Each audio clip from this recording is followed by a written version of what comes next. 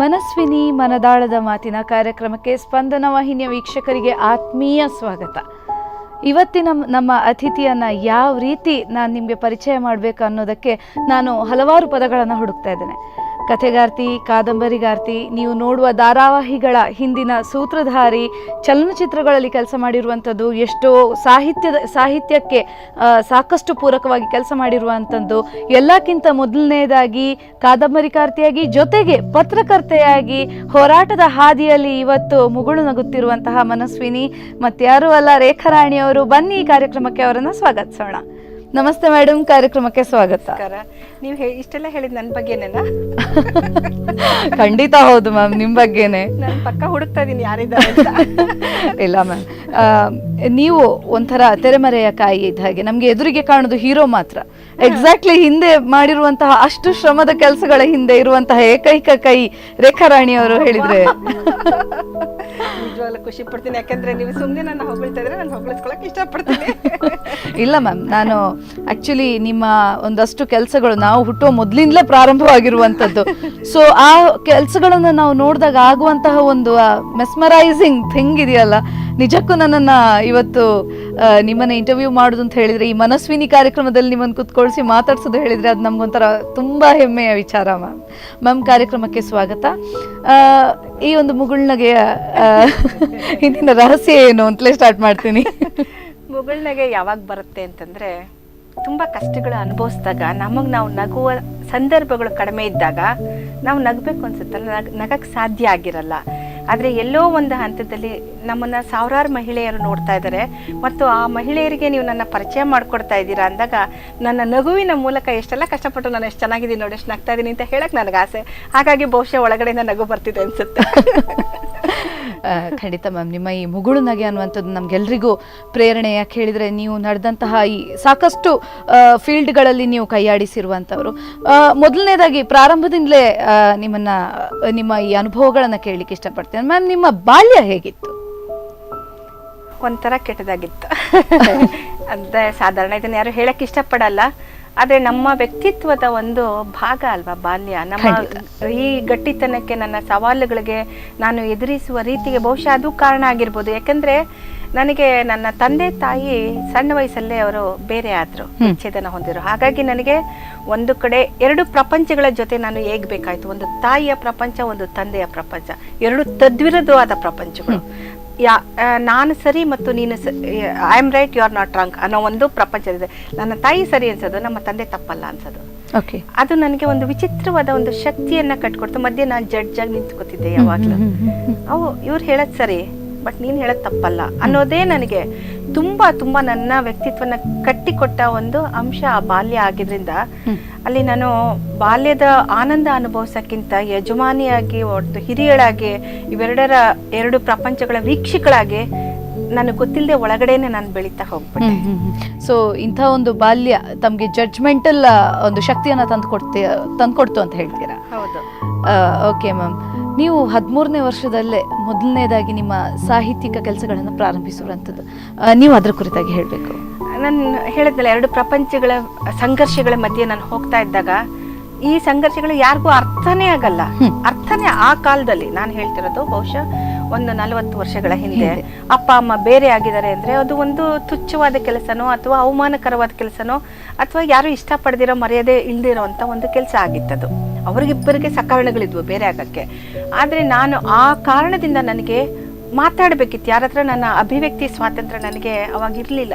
ಇತ್ತು, ಆದ್ರೆ ಕೇಳಕ್ಕೆ ಯಾರು ಯಾರಿಲ್ಲದೆ ಇದ್ದಾಗ ನಾನೇನ್ ಮಾಡ್ತಿದ್ದೆ, ಒಂಥರ ಅಂತರ್ಮುಖಿಯಾಗಿ, ತುಂಬಾ ಇಂಟ್ರೋವರ್ಟ್ ಆಗಿ ಎಲ್ಲ ಬರ್ದಿಡ್ತಾ ಇದ್ದೆ.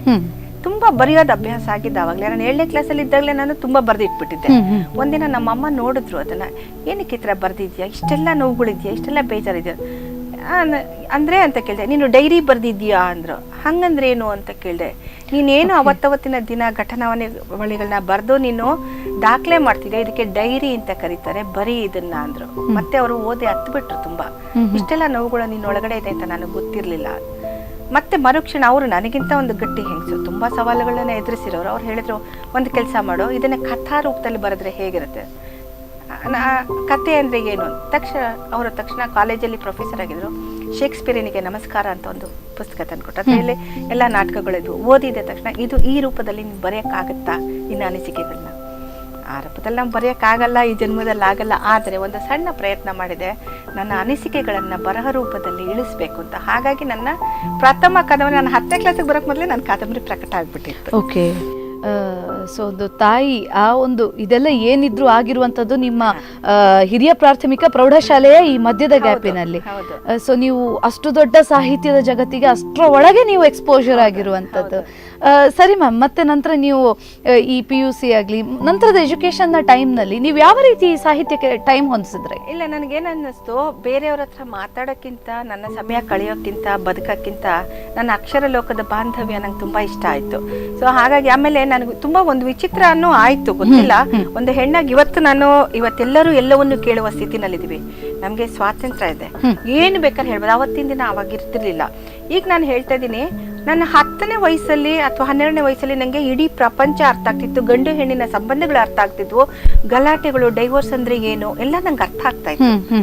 ಆಗ ನಾನು ಯಾರಿಗಾರು ಹೇಳಿದ್ರೆ ಅವೆಲ್ಲ ಸಣ್ಣ ಮಕ್ಕಳು ಮಾತಾಡಬಾರ್ದು ಅಂತ ಹೇಳ್ತಿದ್ದೆ. ಬಹುಶಃ ನಾನು ಒಳಗಡೆ ನಾನು ತುಂಬಾ ಬೆಳೆದಿದ್ದೆ ಅವಾಗ. ಈಗ ನೋಡಿ, ಎಲ್ಲಾ ಮಕ್ಕಳು 6ನೇ ವಯಸ್ಸು 7ನೇ ವಯಸ್ಸಿಗೆ ಎಲ್ಲವೂ ತಿಳಿದಿರ್ತಾರೆ, ಮುಕ್ತವಾಗಿ ನಾವು ಮಾತಾಡ್ತಾ ಇದೀವಿ. ಅಂತಹ ದಿನಗಳಲ್ಲಿ ನಂಗೆ ಅಕ್ಷರನೇ ಸಂಗಾತಿಗಳಾಗಿ ನಾನು ಕಾದಂಬರಿ ಬರೆದ ಮೇಲೆ ನನಗನ್ನಿಸ್ತು, ಇನ್ನು ಮೇಲೆ ಬರಹವೇ ನನ್ನ ಒಂದು ಅಸ್ತ್ರ ಆಗಬೇಕು, ನಾನು ಬರೆಯಕ್ಕೆ ಶುರು ಮಾಡಬೇಕು ಅಂತ. ಹಾಗೆ ಬರೀತಾ ಮೈಸೂರಲ್ಲಿ ನಾನು ಓದ್ತಾ ಇದ್ದಿದ್ದು. ನಮ್ಮ ತಾಯಿ ಅಲ್ಲೇ ಪ್ರೊಫೆಸರ್ ಆಗಿದ್ರು. ಸೊ ಅಲ್ಲಿ ನನ್ನ ಲೋಕಲ್ ಪೇಪರಲ್ಲಿ ನನ್ನ ಕಥೆಗಳನ್ನ, ಸಣ್ಣ ಕಥೆಗಳನ್ನ ಬರೆಯಕ್ಕೆ ಶುರು ಮಾಡಿದೆ. ಒಂದೇ ಒಂದು ಕತೆ ಕೂಡ ರಿಜೆಕ್ಟ್ ಆಗಲಿಲ್ಲ, ಪ್ರತಿಯೊಂದು ಸಣ್ಣ ಕಥೆಗಳು ಬಂತು. ಹಾಗೆ ನನ್ನ ಬರಹವನ್ನು ನೋಡಿ ಲಂಕೇಶ್ ಪತ್ರಿಕೆಗೆ ನಾನಿನ್ನು PUC ಓದ್ಬೇಕಾದ್ರೆ ಪತ್ರಿಕೆ ಶುರು ಆಗಿತ್ತು ಅವಾಗ. ಸೊ ಅಲ್ಲಿ ನನ್ನ ಬರೀತಿಯ ಮೈಸೂರು ರಿಪೋರ್ಟ್ ಮಾಡೋಕ್ಕಾಗತ್ತಾ, ಮೈಸೂರಿನ ವರದಿಗಾರ್ತಿಯಾಗಿ ಕೆಲಸ ಮಾಡೋಕ್ಕೆ ಸಾಧ್ಯನಾ ಅಂತ. ಎಷ್ಟು ಸಣ್ಣ ಹುಡುಗಿ ಅಂದರೆ, ನಾನು ಕಾಲೇಜಲ್ಲಿ ಓದ್ಬೇಕಾದ್ರೆ ದುಡಿಯೋಕ್ಕೆ ಶುರು ಮಾಡಿಬಿಟ್ಟೆ. ನನಗೆ ಸಂಬಳ ಬರ್ತಿತ್ತು ಮತ್ತು ನಾನು ರಿಪೋರ್ಟ್ ಮಾಡ್ತಾ ಇದ್ದೆ. ಹಾಗಾಗಿ ನಾನು ಒಂದು ವರದಿಗಾರ್ತಿಯಾಗಿ ಮಾಡಿದ ಅಲ್ಲದೆ ಕತೆಗಾರ್ತಿಯಾಗಿ ಕೂಡ ಅಲ್ಲಿ ನನ್ನ 2ನೇ 3ನೇ ಕಾದಂಬರಿಗಳೆಲ್ಲ ಲಂಕೇಶ್ ಪತ್ರಿಕೆಯಲ್ಲಿ ಒಂದು 25 ವರ್ಷಗಳ ಕಾಲ ನನಗೆ ಅದು ನನ್ನ ಬರವಣಿಗೆ ಮತ್ತು ನನ್ನಲ್ಲಿರೋ ಒಂದು ಸಂಶೋಧಕ ಬುದ್ಧಿ ಪ್ರವೃತ್ತಿ ಎರಡೂ ಸೇರಿ ನನಗೆ ಜರ್ನಲಿಸ್ಟ್ ಆಗಿರೋಕ್ಕೆ ಭಾರಿ ಪ್ರೇರೇಪಿಸಿತು. ತುಂಬ ಸಂತೋಷವಾಗಿ ಕೆಲಸ ಮಾಡಿದೆ. ಈ ಒಂದು ವಿಚಾರವನ್ನು ನಾನು ಪಾಯಿಂಟ್ ಟು ಬಿ ನೋಟೆಡ್ ಅಂತ ಹೇಳಲಿಕ್ಕೆ ಇಷ್ಟಪಡ್ತೇನೆ ಮ್ಯಾಮ್. ಈಗಿನ ದಿನದ PUC ವಿದ್ಯಾರ್ಥಿಗಳನ್ನ ನೋಡಿ, ನಿಮ್ಮ ಆ ಒಂದು PUC ದಿನಗಳನ್ನು ನೋಡುವಾಗ ಬಹಳಷ್ಟು ಪ್ರೇರಣೆ ಅದರಿಂದ ಸಿಗುತ್ತೆ ಅಂತ. ಮ್ಯಾಮ್, ನಿಮ್ಮ ಪತ್ರಕರ್ತೆಯಾಗಿ ನಿಮ್ಮ ಜೀವನ ಹೇಗಿತ್ತು? ಪತ್ರಕರ್ತೆಯಾಗಿ ನಮಗೆ ತುಂಬಾ ಸವಾಲುಗಳಿದ್ವು. ಮತ್ತೆ ನಮಗೆ ಎಡಿಟರ್ಸ್ ಹೇಗಿದ್ರು ಅಂತಂದ್ರೆ, ನಾವು ಎಲ್ಲವನ್ನು ತಿಳಿದುಕೊಂಡು ಅವ್ರಿಗಿಂತ ಎಡಿಟರ್ಗಿಂತ ಒಂದು ಸ್ಟೆಪ್ ಮೇಲಿದ್ರೆ ಮಾತ್ರ ನಮ್ಮನ್ನು ಅಕ್ಸೆಪ್ಟ್ ಮಾಡ್ಕೊತಾ ಇದ್ರು. ನನಗೆ ಸಿನಿಮಾದ ಒಂದು ವಿಭಾಗವನ್ನು ವಹಿಸಿರು. ಸಿನಿಮಾ ಪತ್ರಕರ್ತೆಯಾಗಿ ಒಟ್ಟು ನನ್ನ 25 ವರ್ಷಗಳ ನನ್ನ ಲಂಕೇಶ್ ಪತ್ರಿಕೆ ಅವಧಿಯಲ್ಲಿ ನಾನು ಬಹಳ ವರ್ಷ ಸಿನಿಮಾ ವರದಿಗಳನ್ನು ಮಾಡ್ತಾ ಇದ್ದೆ. ಆದರೆ ಕರ್ನಾಟಕದ ಮೂಲೆ ಮೂಲೆಗಳಿಂದ ನಾವು ನಮ್ಮ ಪ್ರತಿಭೆಗಳನ್ನು, ಕರ್ನಾಟಕದ ಹಿರಿಯ ಪ್ರತಿಭೆಗಳನ್ನ ಹುಡ್ಕೊಂಡು ಬಂದ್ವಿ. ಜನಕ್ಕೆ VK ಮೂರ್ತಿ ಯಾರು, ವ್ಯಾಸ ಅಂದ್ರೆ ಏನು, ಗುರುದತ್ ಅಂದ್ರೆ ಯಾರು, ಎಂತೆಂಥ ವಿಷಯಗಳನ್ನ ನಾವು ಹೇಳಿದೀವಿ ಅಂತಂದ್ರೆ ಆ ವ್ಯಕ್ತಿಯ ಅಂತರಂಗದ ಒಳಗಡೆ ಇಳಿದು ನಾವು ಅವರೇ ಆಗಿ ನಾವು ಅವರ ಬಗ್ಗೆ ಒಂದು ಬರಹಗಳನ್ನ ನಾವು ರೆಡಿ ಮಾಡ್ತಾ ಇದ್ವಿ. ತುಂಬಾ ಇಷ್ಟ ಆಗೋದು ಜನಕ್ಕೆ. ಇವರು ಸಿನಿಮಾ ಬರೀತಾರೆ ಅಂದ್ರೆ ಪರಿಪೂರ್ಣವಾದ ಚಿತ್ರಣ ಕಟ್ಟಿಕೊಡ್ತಾರೆ ಅಂತ. ಬಟ್ ನನ್ಗೆ ಆ ನಂತರ ನನಗೆ ನಿರಾಸೆ ಆಗಿದೆ ಏನು ಅಂದ್ರೆ, ನಾನು ಇದನ್ನ ಹೇಳಲೇಬೇಕು. ಈಗಿನ ಪತ್ರಕರ್ತರನ್ನ ನಾನು ನೋಡ್ತಾ ಇದ್ದೀನಿ, ಯಾಕೆ ಅವರಿಗೆ ಒಂದು ಸಿದ್ಧತೆ ಇಲ್ಲ ನನಗೆ ಅರ್ಥ ಆಗಲ್ಲ. ನಾನೊಂದು ಸಣ್ಣ ಒಂದು ಪ್ರೋಗ್ರಾಮ್ ಹೋಗಿದ್ದೆ 2 ವರ್ಷಗಳ ಹಿಂದೆ. ಒಬ್ಳು TV ಪತ್ರಕರ್ತೆಗಳು ನನಗೆ ಸಿಕ್ಕಿದ್ಲು. ಆಕೆ ಗಿರೀಶ್ ಕಾಸರವಳ್ಳಿಯವ್ರನ್ನ ತೋರಿಸಿ, ಅವರು ಯಾವ ಸಿನಿಮಾದಲ್ಲಿ ಮಾಡ್ತಾ ಇದ್ದಾರೆ, ಯಾವ ಸಿನಿಮಾದಲ್ಲಿ ಆಕ್ಟ್ ಮಾಡ್ತಾರೆ.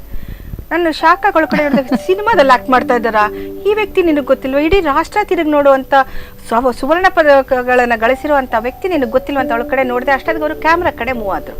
ಓ, ಅವ್ರ ಫೋಟೋಗ್ರಾಫರ್ ಅಂದ್ಲು. ನಾನು ಫೋಟೋಗ್ರಾಫರ್ ಅನ್ನ ಪದ ಬಳಸಬಾರ್ದು, ಸಿನಿಮಾಟೋಗ್ರಾಫರ್ ಅಂತ ಆ ಪದಾನ್ ಕರೆಕ್ಷನ್ ಮಾಡಿ ಸಿನಿಮಾಟೋಗ್ರಾಫರ್ ಅಮ್ಮ ಅಂತ, ಸಿನಿಮಾಟೋಗ್ರಾಫರ್ ಅಮ್ಮ. ಓ, ಇವ್ರು ಸಿನಿಮಾಟೋಗ್ರಾಫರ್, ಗಿರೀಶ್ ಕಾಸರವಳ್ಳಿ ಅವರು ಸಿನಿಮಾಟೋಗ್ರಾಫರ್ ಅಂತ ಶುರು ಮಾಡಿದೆ. ಮತ್ತೆ ಹೋದೆ, ಸಿನಿಮಾಟೋಗ್ರಾಫರ್ ಅಲ್ಲ, ನೀನು ಪದ ಕರೆಕ್ಷನ್ ಮಾಡಿದೆ. ನಾನು ಅವರು ರಾಷ್ಟ್ರ ಪ್ರಶಸ್ತಿ ವಿಜೇತ ನಿರ್ದೇಶಕರು ಅಂತ ಹೇಳಿದೆ. ಅವರಿಗೆ ಸಿದ್ಧತೆನೇ ಇಲ್ಲ. ಆ ಕ್ಷಣಕ್ಕೆ ಏನ್ ಬೇಕು 3 ಲೈನ್ ಅಲ್ಲಿ ಇಲ್ಲಿ ಓದ್ತಾರೆ, ನೆಟ್ಟಲ್ಲಿ ನೋಡ್ತಾರೆ, ನಾವು ಜರ್ನಲಿಸ್ಟ್ಗಳು ಅಂತ ಹೇಳ್ತಾರೆ. ಜೀವನದ ಉದ್ದಕ್ಕೆ ಅಗಲಕ್ಕೆ ಆಳಕ್ಕೆ ಇಳಿಯುವ ಒಂದು ಪ್ರವೃತ್ತಿನೇ ಇವತ್ತಿನ ಜರ್ನಲಿಸ್ಟ್ಗಳಲ್ಲಿಲ್ಲ.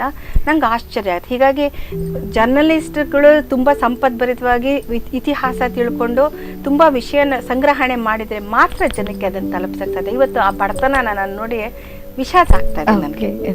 ಮ್ಯಾಮ್, ನಿಮ್ಮ ಕಾಲದಲ್ಲಿ ನೀವು ಪತ್ರಕರ್ತೆ ಆಗಿದ್ದಂತಹ ಸಂದರ್ಭ ದಶಕಗಳ ಹಿಂದೆ, ಆವಾಗ ಈ ಒಂದು ತಂತ್ರಜ್ಞಾನ ಅನ್ನುವಂಥದ್ದು ಬಹಳ ಒಂದು ಪ್ರಿಮಿಟಿವ್ ಸ್ಟೇಟಸ್ ಅಲ್ಲಿ ಇದ್ದದ್ದು. ನೀವೇ ಹೋಗ್ಬೇಕು, ಪ್ರಶ್ನೆಗಳನ್ನು ತಯಾರಿಸಬೇಕು, ಅದಷ್ಟು ಪೇಪರ್ ಓದಬೇಕು. ಸೊ ಅಂತ ಸಂದರ್ಭದಲ್ಲಿ ನಿಮ್ಗೆ ಇವತ್ತಿನ ತಂತ್ರಜ್ಞಾನ ಇರ್ತಿದ್ರೆ ಯಾವ ರೀತಿ ನಮ್ಮನ್ನ ಮೀರ್ಸೋರು ಇರ್ತಿರ್ಲಿಲ್ಲ, ನಾನು ನಂಬರ್ 1 ಆಗ್ಬಿಡ್ತಿದ್ದೆ. ಯಾಕಂದ್ರೆ ಅವಾಗ ನಮ್ಗೆ ಎಲ್ಲವನ್ನೂ ನೆನಪಿಟ್ಟುಕೊಂಡೇ ಬರಿಬೇಕಾಗಿತ್ತು. ಮತ್ತೆ ನೀವು ಅವ್ರು ಏನ್ ಹೇಳ್ತಾರೋ ಅದನ್ನೇ ನಾವು ಪ್ರತಿಧ್ವನಿಸ್ಬೇಕಾಗಿತ್ತು. ಅದರಿಂದ ತುಂಬಾ ನಾವು ಕೇರ್ಫುಲ್ ಆಗಿ ಕೇಳಿಸ್ಕೊತಾ ಇದ್ವಿ, ಪ್ರತಿಯೊಂದು ಅಕ್ಷರಗಳನ್ನ ಹಾಗೆ ದಾಖಲಿಸ್ತಿದ್ವಿ. ಯಾಕಂದ್ರೆ ಮತ್ತೆ ನಾಳೆ ನಮ್ಮ ಮುಖ ಅವ್ರು ನೋಡ್ಬೇಕು, ಅವ್ರಿಗೆ ದ್ರೋಹ ಬಗೆಬಾರ್ದು. ಅವ್ರು ಹೇಳೋದೊಂದು, ನಾವು ಕಿತಾಪತಿ ಮಾಡಕ್ ಬರೆಯೋದೊಂದು ಮಾಡ್ತಾ ಇರ್ಲಿಲ್ಲ ನಾವು.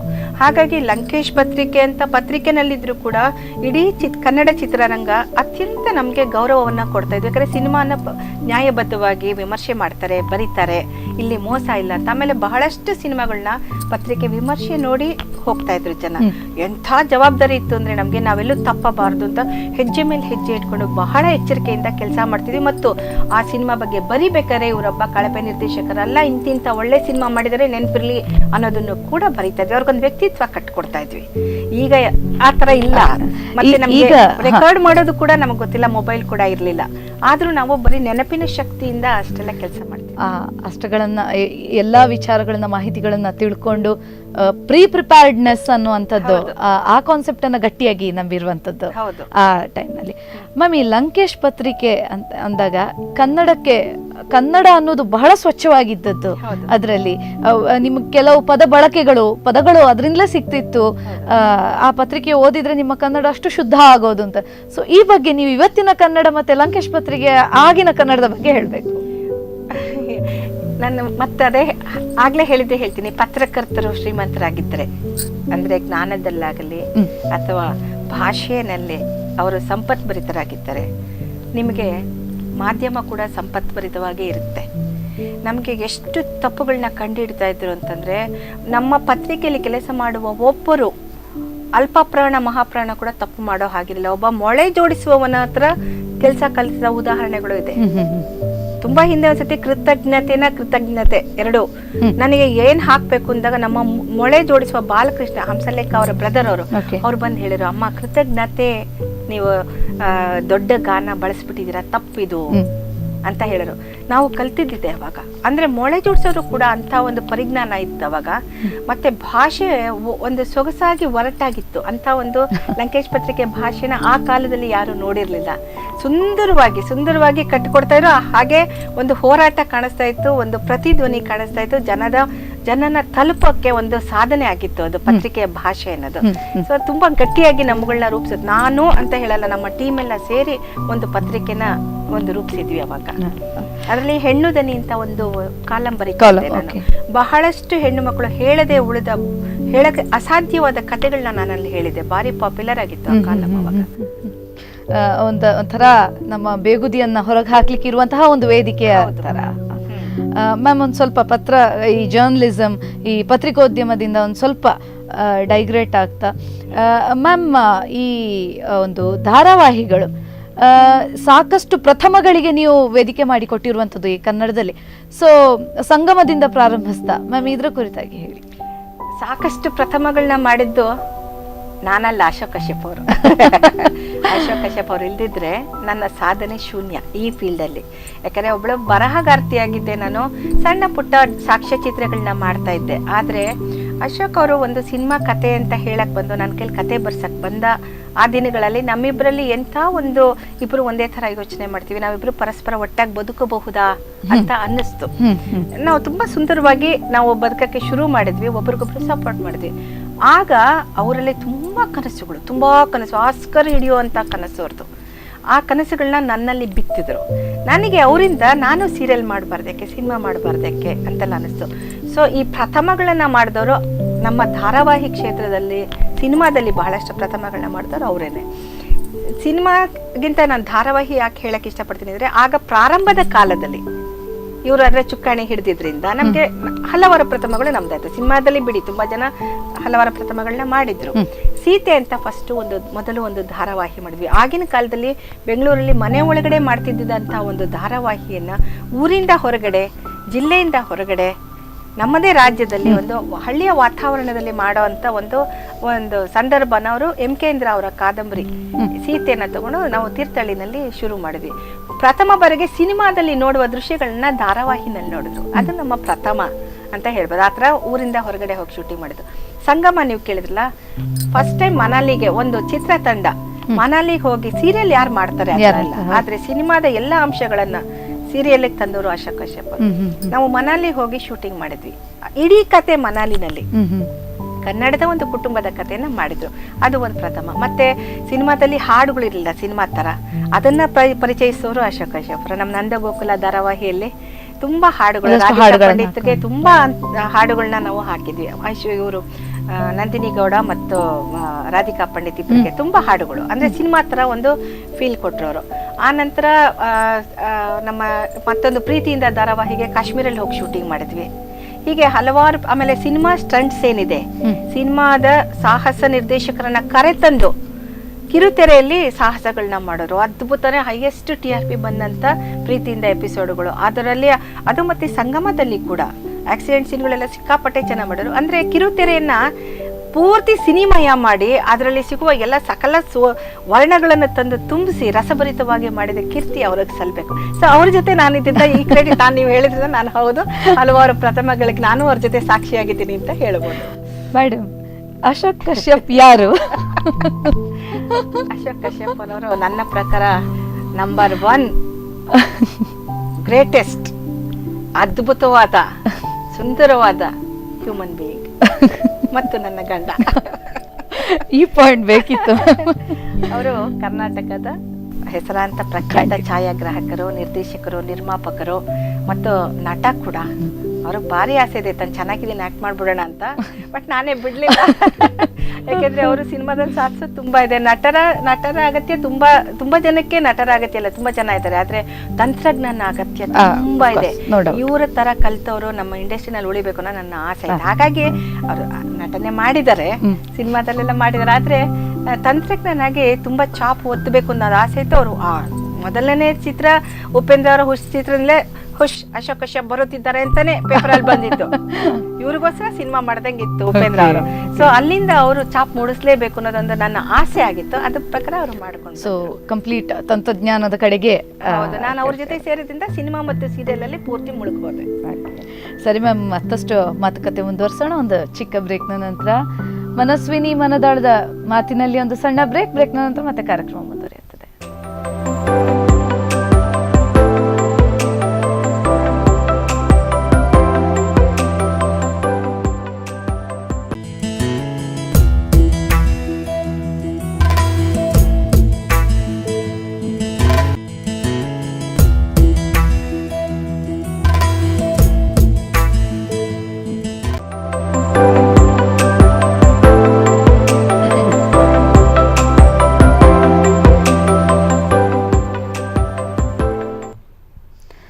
ಸಿನಿಮಾ ಧಾರಾವಾಹಿ ಅನ್ನುವಂಥದ್ದು ಈ ನಮ್ಮ ದಕ್ಷಿಣ ಕನ್ನಡಿಗರಿಗೆ, ಉಡುಪಿಯವರಿಗೆ ಒಂದು ಸ್ವಲ್ಪ ದೂರದ ಮಾತು ಹೇಳಿದರೆ ತಪ್ಪಾಗಲಿಕ್ಕಿಲ್ಲ. ಬಟ್ ಇವತ್ತು ಅಂಥವರನ್ನೇ ಅದರಲ್ಲಿ ಎಲ್ಲ ರೀತಿಯಲ್ಲಿಯೂ ಕೈಯಾಡಿಸಿ ಪ್ರಸಿದ್ಧಿ ಹೊಂದಿರುವಂತಹ ರೇಖಾ ರಾಣಿ ಅವರು ನಮ್ಮ ಜೊತೆ ಇದ್ದಾರೆ. ಮನಸ್ವಿನಿ ಮನದಾಳದ ಮಾತಿನಲ್ಲಿ ಬ್ರೇಕ್ನ ನಂತರ ಮತ್ತೆ ಅವರನ್ನ ಕಾರ್ಯಕ್ರಮಕ್ಕೆ ಸ್ವಾಗತಿಸೋಣ. ಮ್ಯಾಮ್, ಬ್ರೇಕ್ನ ನಂತರ ಮತ್ತೆ ಸ್ವಾಗತ. ಮ್ಯಾಮ್, ಈ ಕಂಪ್ಲೀಟ್ಲಿ ಸಿನಿಮಯ ಮಾಡಿರುವಂಥದ್ದು, ಈ ಧಾರಾವಾಹಿಗಳಿಗೆ ಒಂಥರ ಹೊಸ ಟಚ್ಚನ್ನು ಕೊಟ್ಟಿರುವಂಥದ್ದು, ಈ ಇಡೀ ಒಂದು ಲೈಫಲ್ಲಿ ಈ ಸಿನಿಮಾ, ಈ ಧಾರಾವಾಹಿ, ಇದರಲ್ಲಿರುವ ಏರಿಳಿತಗಳು, ಟೀಮನ್ನು ಪ್ಯಾಕ್ ಮಾಡೋದು, ಕರ್ಕೊಂಡು ಹೋಗೋದು ಹೇಗಿತ್ತು? ನಿಜ ಹೇಳಬೇಕು ಅಂದರೆ TV ಕಿರುತೆರೆಯ ಧಾರಾವಾಹಿಗಳು ಪ್ರಾರಂಭವಾದ ದಿನಗಳಿಂದ ನಾನು ಅಶೋಕ್ ಕಶ್ಯಪ್ ಇಬ್ಬರೇ ಕೆಲಸ ಮಾಡ್ತಿರೋದ್ರಿಂದ ಬಹಳಷ್ಟು ಸವಾಲುಗಳು ನಮಗೆ ಬಂತು ಅಂತ ಹೇಳಬೇಕು. ನಮಗೆ ಒಂದು ಆಸೆ ಇತ್ತು, ಏನಂದರೆ ಬೇರೆ ಊರಿಗೆ ಹೋಗಿ ಅದ್ಭುತವಾಗಿ ಸಿನಿಮಾ ಥರ ಮಾಡೋಣ. ಅದು ಇದು ಏನಂತಾರೆ, ಒಂದು ಹೋರಾಟಕ್ಕೆ ಆಹ್ವಾನ ಕೊಟ್ಟಂಗೆ, ಬಾ ನನ್ನ ಹತ್ರ ಜಗಳ ಮಾಡೋ ಅಂದಂಗೆ. ಬೇರೆ ಊರಿಗೆ 80 ಜನ ಕರ್ಕೊಂಡು ಹೋಗಿ ನಾವು ಶೂಟಿಂಗ್ ಮಾಡೋದು ಮೊದಲನೇ ಪ್ರಯತ್ನ. ಭಾರಿ ಒದೆ ಬೀಳುತ್ತೆ, ದುಡ್ಡು ಕಾಸಲ್ಲಾಗ್ಲಿ, ಜನ ಮೇಂಟೈನ್ ಮಾಡೋದ್ರಲ್ಲಾಗ್ಲಿ ಇಲ್ಲ. ಎರಡನೇದು ಅಂತ ಇಟ್ಕೊಳ್ಳೋಣ. ಮೊದಲನೇ ಪ್ರಯತ್ನ ಅಂದ್ರೆ ಅಶೋಕ್ ಕಶ್ಯಪ್ರಿಗೆ ಒಂದು ದೊಡ್ಡ ಹುಚ್ಚಿನಂದ್ರೆ ಪ್ರತಿಯೊಂದು ಧಾರಾವಾಹಿನಲ್ಲೂ ಹೊಸಬ್ರನ್ನೇ ತೋರಿಸ್ಬೇಕು, ಇವ್ರನ್ನ ಇಂಥವ್ರು ಅಂತ ನಮ್ಮ ಸೀರಿಯಲಿಂದ ಗುರುತಿಸ್ಬೇಕು. ಹೀಗಾಗಿ ಕರ್ನಾಟಕದ ಮೂಲೆಗಳಲ್ಲಿ ಹುಡುಕಿ, ಆ ಹುಡುಕುವ ಪ್ರಯತ್ನಕ್ಕೆ ಕಾಸು ಖರ್ಚು, ಮತ್ತೆ ಹೊಸಬರನ್ನ ಕರ್ಕೊಂಬರೋರು, ಅವ್ರನ್ನ ಧಾರಾವಾಹಿನಲ್ಲಿ ಪರಿಚಯಿಸಕ್ಕೆ ನಮ್ಮ ಹೆಣ ಬಿದ್ದೋಗೋದು. ಯಾಕೆಂದರೆ ಅವರಿಗೆ ಯಾವ ರೀತಿಯ ಒಂದು ಪರಿಣಿತಿ ಇರ್ತಿರಲಿಲ್ಲ, ಅನುಭವ ಇರ್ತಿಲ್ಲ. ಕೆಲವರು ನಾಟಕದಲ್ಲಿ ಮಾಡೋರು ನಾಟಕ ಬೇರೆ, ಸಿನಿಮಾ ಬೇರೆ. ಹೀಗಾಗಿ ನಾವು ತುಂಬ ಅವ್ರ ಜೊತೆ ಸೈಕಲ್ ಹೊಡಿಬೇಕಾಗಿತ್ತು. ತುಂಬ ಖರ್ಚುಗಳಾಗ್ತಿತ್ತು. ದಿನಕ್ಕೆ ಒಂದು ಎಪಿಸೋಡ್ ಮಾಡೋದು ಅಸಾಧ್ಯವಾದ ಮಾತು. ಆದರೆ ಇವರು ತುಂಬ ಹಠಮಾರಿ. ನಾನು ಹೇಳಿದಾಗೆ ಆಗಬೇಕು ಸೀರಿಯಲ್ಗಳು ಅಂತ ಹೇಳಿದ್ರಿಂದ ಸಿನಿಮಾ ಥರನೇ ಬರಬೇಕು ಅಂತ ಸಿನಿಮಾ ರೇಂಜಲ್ಲೇ ಖರ್ಚಾಗ್ತಾ ಇತ್ತು ನಮಗೆ. ಸೊ ನಮ್ಮ ಈ ಒಂದು ಹಠಮಾರಿತನವೇ ನಮ್ಮ ಗೆಲುವಿಗೆ ಕಾರಣ ಕೂಡ ಆಯಿತು. ನಮ್ಮಷ್ಟು ಸೀರಿಯಲಲ್ಲಿ ಯಾರನ್ನು ಇಂಟ್ರೊಡ್ಯೂಸ್ ಮಾಡಿದವರು ಯಾರೂ ಇಲ್ಲ ಹೊಸಬರನ್ನ. ಬಹಳಷ್ಟು ತಾರೆಯರು ನಮ್ಮ ಧಾರಾವಾಹಿಯಿಂದ ಬಂದಿದ್ದಾರೆ, ಬಹಳಷ್ಟು ನಿರ್ದೇಶಕರು ಬಂದಿದ್ದಾರೆ, ಬಹಳಷ್ಟು ಕಲಾವಿದರು, ತಂತ್ರಜ್ಞರೆಲ್ಲ ಬಂದಿದ್ದಾರೆ, ಸಂಗೀತ ನಿರ್ದೇಶಕರು ಬಂದಿದ್ದಾರೆ. ಹೀಗಾಗಿ ಆಮೇಲೆ ಕೆಲವು ಹೊಸ ಥರದಲ್ಲಿ ಬರೆಯುವ ಒಂದು ಪ್ರಯತ್ನ ಕೂಡ, ಹೊಸ ರೈಟರ್ಸು, ಈ ಥರ ಸವಾಲುಗಳಿಗೆ ನಮ್ಮನ್ನು ನಾವು ಯಾವಾಗಲೂ ಒಡ್ಕೊಂಡು ಹೋಗ್ತಾ ಇರೋದ್ರಿಂದ ನಮಗೆ ಸಾಧನೆ ಮುಂದೆ ಹೋಯ್ತು, ಗಳಿಕೆ ಹಿಂದೆ ಆಯಿತು. ಆ ಬಗ್ಗೆ ನನಗೇನು ಬೇಸರ ಇರಲಿಲ್ಲ. ಆದರೆ ಇವರಿಗೆ ಒಂದು ನಂದಗೋಕುಲ ಧಾರಾವಾಹಿ ಮಾಡಬೇಕಾದ್ರೆ ದಿಢೀರಂತ ಒಂದು ಸಮಸ್ಯೆ ಎದುರಾಯಿತು. ಆರೋಗ್ಯದ ಕಾರಣಕ್ಕೆ, ಅಂದರೆ ಸೀರಿಯಲ್ ಮಾಡ್ತಾ ಇರೋ ತುಂಬ ಸಣ್ಣ ಆಗ್ತಾ ಬಂದರು. TN ಸೀತಾರಾಮ್ ಅವ್ರು ನಮ್ಮ ಮನೆಗೆ ಬಂದವರು, ಯಾಕೆ ಅಶೋಕ್ ಡಯಾಬಿಟೀಸ್ ಇರಬೇಕು, ನೀನು ಡಾಕ್ಟರ್ ಹತ್ರ ತೋರಿಸು ಅಂದರು. ಇವರು ಆಯಿತು, ಹಿರಿಯರು ಹೇಳಿದ್ರಲ್ಲ ಅಂತ, ತುಂಬ ಪ್ರಾಣ ಸ್ನೇಹಿತರವರು ಹೇಳಿದ್ರ ಅಂತ ಡಾಕ್ಟರ್ ಹತ್ರ ಹೋದರು. ನಾವೆಲ್ಲ ಹೇಳಿದ್ರೆ ಹೋಗ್ತಿರ್ಲಿಲ್ಲ. TN ಸೀತಾರಾಮ್ ಸರ್ ಹೇಳಿದ್ರು ಅಂತ ಹೋದರೆ ಡಾಕ್ಟ್ರು ಹೇಳಿದ್ದಾರೆ, ಟೆಸ್ಟ್ ಮಾಡಿ ಲ್ಯಾಬಲ್ಲೆಲ್ಲ ಆದಮೇಲೆ ಇವ್ರಿಗೆ ಲ್ಯುಕೇಮಿಯಾ ಅಂತ ಹೇಳಿದ್ದಾರೆ. ಇವ್ರಿಗೆ ಲ್ಯುಕೇಮಿಯಾ ಅಂದರೆ ಏನಂತ ಗೊತ್ತಿಲ್ಲ. ಬಂದು ನನಗೆ ಫೋನ್ ಮಾಡಿದ್ರು, ನನಗೆ ಲ್ಯುಕೇಮಿಯಾ ಅಷ್ಟೇ ಅಂತಮ್ಮ, ಇನ್ನೇನಿಲ್ಲ ಅಂತ ಹೇಳಿದ್ರು. ಲ್ಯುಕೇಮಿಯಾ ಅಂದರೆ ಬ್ಲಡ್ ಕ್ಯಾನ್ಸರ್. ಆ ಪದ ಕೇಳಿನೇ ನನ್ನ ತಲೆ ತಿರುಗಿ ಬಿದ್ದುಬಿಟ್ಟೆ ಅಲ್ಲಿ. ಸೊ ಆ ನಂತರ ಡಾಕ್ಟ್ರಿಗೆ ಫೋನ್ ಮಾಡಿದ್ರೆ ಅವ್ರು ಹೇಳಿದ್ರು, ಬರೀ 6 ತಿಂಗಳ ಕಾಲ ಮಾತ್ರ ಇವರು ಬದುಕುವ ಸಾಧ್ಯತೆ ಇದೆ ಅಂತ ಹೇಳಿದ್ರು. ಇಲ್ಲಿಂದ ನಮ್ಮ 2ನೇ ಹಂತದ ಹೋರಾಟ ಶುರುವಾಯಿತು. ಮೊದಲು ಹೊಸ ತಂತ್ರಜ್ಞರನ್ನು, ಹೊಸ ಕಲಾವಿದರನ್ನು, ಹೊಸ ರೀತಿಯ ಧಾರಾವಾಹಿಯನ್ನು, ಹೊಸ ಪ್ರಯತ್ನಗಳನ್ನು ಸಿನಿಮಾ ಥರ ಮಾಡಬೇಕು ಅಂತ ನಾವೇನು ತಂದಿವಿ, ಆ ಪ್ರಯತ್ನದಲ್ಲಿ ನಮ್ಮದೊಂದು ಹೋರಾಟ ಎಲ್ಲ ಮುಗಿಯೋ ಹೊತ್ತಿಗೆ ಇಲ್ಲಿ 2ನೆಯ ಒಂದು ದೊಡ್ಡ ಹೋರಾಟ ಶುರುವಾಯಿತು. ಇಲ್ಲಿ ನನಗೆ ಜಗತ್ತಿನ ಮನುಷ್ಯರ ನಿಜವಾದ ಒಂದು ಬಣ್ಣ ಗೊತ್ತಾಯಿತು. ಯಾರೂ ಬರಲಿಲ್ಲ. ಕ್ಯಾನ್ಸರ್ ಇದೆ ಅಂದಾಗ ನಾಳೆ ಸಾಯ್ತಾನೆ ಅಂದಾಗ ಯಾರು ಬರ್ತಾರೆ? 6 ತಿಂಗಳು ಹೇಳಿದಾರೆ ಅಂದಾಗ ಯಾರು ಕಾಸು ಖರ್ಚು ಮಾಡ್ತಾರೆ? ಸತ್ತೋಗೋರ್ಗೆ ಯಾರು ಕಾಸು ಖರ್ಚು ಮಾಡಲ್ಲಲ್ಲ. ಬಹಳಷ್ಟು ಜನರ ನಿಜವಾದ ವ್ಯಕ್ತಿತ್ವ, ನಾವು ಅಂದುಕೊಂಡ ಸುಳ್ಳಿನ ಪ್ರಪಂಚದಲ್ಲಿ ಇದ್ದೀನಿ ಅಂತ ನನಗೆ ಗೊತ್ತಾಗೋಯ್ತು. ಯಾರಿಂದ ಯಾವ ಸಹಕಾರವಾಗಲಿ ಸಹಾಯವಾಗಲಿ ಸಿಗಲ್ಲ ಅನ್ನೋದು ಗೊತ್ತಾಯ್ತು. ಆದರೆ ಅಶೋಕ್ ಕಶ್ಯಪ್ ಒಂಥರ ಚೆನ್ನಾಗಿ ದುಡಿತಾ ಇದ್ರು, ನಾನು ದುಡಿತಾ ಇದ್ದೆ. ಹೀಗಾಗಿ ಅವರು ಒಂದೇ ಹೇಳಿದ್ದು, ಇವರೆಲ್ಲರ ವ್ಯಕ್ತಿತ್ವ ವರ್ತನೆಗಳನ್ನು ನೋಡಿ, ಯಾರ ಹತ್ರ ನೀನು ಸಾಲ ಮಾಡದೆ ನನ್ನನ್ನು ಬದುಕಿಸ್ಕೊಳಕ್ಕೆ ಸಾಧ್ಯನಾ, ಪ್ರಾಮಿಸ್ ಮಾಡೋದ್ರು. ಹೀಗಾಗಿ ನಾವು ಯಾರ ಹತ್ರ 5 ಪೈಸಾ ನಾವು ಕೇಳದೆ ಬದುಕು ಒಂದು ಸಂಕಲ್ಪ ಮಾಡಿದ್ವಿ. ಆ ನಂತರ ಆ ಹೋರಾಟದಲ್ಲಿ ಬಹಳ ಕಷ್ಟಗಳಾಯಿತು. ಆದರೆ ನಮ್ಮ ಅದೃಷ್ಟ ಚೆನ್ನಾಗಿತ್ತು. ತೀರ್ಥಹಳ್ಳಿಗೆ ಬಂದ್ವಿ, ಇವರಿಗೆ ಬ್ಲಡ್ ಕೌಂಟ್ಸ್ ಜಾಸ್ತಿ ಆಗಿ ಆರೋಗ್ಯ ಸರಿ ಹೋಗಿ ಅವರು ಬದುಕಿ ಉಳಿದ್ರು. ಬಟ್ ಆ ಒಂದು ಪಾಠ ನಮಗೆ ಕಲಿಸಿದೆಯಲ್ಲ, ಯಾರನ್ನು ಯಾವತ್ತಿಗೂ ನಂಬಬಾರ್ದು ಅಂತ. ಸೊ ಮೊದಲನೇ ಪ್ರಯತ್ನದಲ್ಲಿ ನಾವು ಬೇರೆಯವ್ರನ್ನ ಹುಟ್ಟಾಕಕ್ಕೆ ತುಂಬ ದುಡ್ಡು ಕಳ್ಕೊಂಡ್ವಿ, ಸಮಯ ಕಳೆದ್ವಿ, ನಮ್ಮ ಅರ್ಧ ಜೀವನ ಕಳೆದ್ವಿ. 2ನೇದು ಬದುಕಿನ ಜೊತೆ ಹೋರಾಟ ಆಯಿತು, ದೇವ್ರ ಜೊತೆ ಜಗಳ ಮಾಡಿದ್ವಿ. ಅಲ್ಲಿ ಒಂದು ಹೋರಾಟದಲ್ಲಿ ಒಂದು ಗೆದ್ವಿ. ನಮಗೆ ಈ ನಿರಂತರ ಹೋರಾಟದಲ್ಲಿ ದುಡ್ಡಿಂದ ನಾವು ಕಷ್ಟ ಅನುಭವಿಸಿದ್ವಿ, ಹಿನ್ನಡೆ ಸಾಧಿಸಿದ್ವಿ. ದೇವರ ಹತ್ರ ಆರೋಗ್ಯದ ವಿಷಯಕ್ಕೆ, ನಮ್ಮ ಭವಿಷ್ಯದ ವಿಷಯಕ್ಕೆ ವಿಧಿಯೊಡನೆ ಜಗಳ ಆಡೋದಾಯಿತು. ಇವೆಲ್ಲ ಮಾಡ್ಕೊಳ್ತಾ ನಮಗೆ ಬಹಳಷ್ಟು ಬೇರೆ ಬೇರೆ ಸವಾಲುಗಳು ಕೂಡ ಬಂತು. ಏನಂದರೆ ನಮ್ಮ ಈ ನಾನು ಮತ್ತು ಅಶೋಕ್ ಕಶ್ಯಪನ ಈ ಹೋರಾಟದ ಬದುಕು ಬಹಳಷ್ಟು ಜನಕ್ಕೆ ಇಷ್ಟ ಆದರೂ ಕೆಲವೊಂದು ಜನಕ್ಕೆ ಹೊಟ್ಟೆ ಕಿಚ್ಚು ತರ್ತಾ ಇತ್ತು. ಹೇಗಾದ್ರೂ ಇವರನ್ನ ಬೇರೆ ಮಾಡಬೇಕು, ಅದೇನೋ ಗೊತ್ತಿಲ್ಲ. ಕೆಲವರು ತಾವು ಚೆನ್ನಾಗಿಲ್ಲ ಫ್ಯಾಮಿಲಿನಲ್ಲಿದೆ, ಅವರು ಚೆನ್ನಾಗಿರ್ಬಾರ್ದು ಅಂತ ಯೋಚನೆ ಮಾಡ್ತಾರೆ. ಈ ಥರ ಒಂದು ಕಾಟಗಳೆಲ್ಲ ನಮಗೆ ಶುರು ಆಯಿತು, ಪ್ರತ್ಯಕ್ಷವಾಗಿ ಅಪ್ರತ್ಯಕ್ಷವಾಗಿ. ಆವಾಗ ನಾವು ಇಬ್ಬರೂ ಒಂದೇ ಏನು ಮಾಡಿದ್ವಿ ಅಂದರೆ, ತುಂಬ ನಾವು ಮೊದಲಿಂದ ಡೇ 1 ನಾನು ಅಶೋಕ್ ಭಾರಿ ಟ್ರಾನ್ಸ್ಪರೆಂಟ್ ಆಗಿ ನನ್ನ ತಪ್ಪುಗಳಿದ್ದು, ನನ್ನ ತಪ್ಪನ್ನು ಒಪ್ಕೊಂಡು ನನ್ನ ಜೊತೆ ಇರ್ತೀಯ ಅಂತಲೇ ನಾನು ಕೇಳಿದ್ದೆ. ಅವರು ಅವರ ತಪ್ಪುಗಳನ್ನ ಲಿಸ್ಟ್ ಮಾಡಿ, ನಾನು ಇಷ್ಟು ತಪ್ಪು ಮಾಡಿದ್ದೀನಿ, ಈ ತಪ್ಪುಗಳ ಜೊತೆ ನೀನು ಇರ್ತೀಯ, ಇವೆಲ್ಲ ಏನು ಸಾಧಾರಣ ಎಲ್ಲರೂ ಮಾಡೋ ತಪ್ಪುಗಳು, ಆದರೆ ನಾವಿಬ್ಬರು ಸುಂದರವಾಗಿ ಬದುಕ್ಬೋದು ಅಂತ. ಆ ದಿನಗಳಿಂದ ಇವತ್ತಿನವರೆಗೂ ನಾವು ಪರಸ್ಪರ ಟ್ರಾನ್ಸ್ಪರೆಂಟ್ ಆಗಿ ಮಾತಾಡ್ತಿರೋದ್ರಿಂದ ಯಾರು ಏನೇ ಗೇಮ್ ಮಾಡಿದ್ರು ಅರ್ಧ ಗಂಟೆ ನಮ್ಮಿಬ್ಬರಲ್ಲಿ ವಿಚಾರ ವಿನಿಮಯ ಆಗಿ ಅವ್ರು ಟುಸ್ ಅಂದ್ಬಿಡ್ತಿತ್ತು. ಯಾರು ಗೇಮ್ ಮಾಡಕ್ ಆಗ್ಲೇ ಇಲ್ಲ ನಮ್ಮ ಲೈಫಲ್ಲಿ.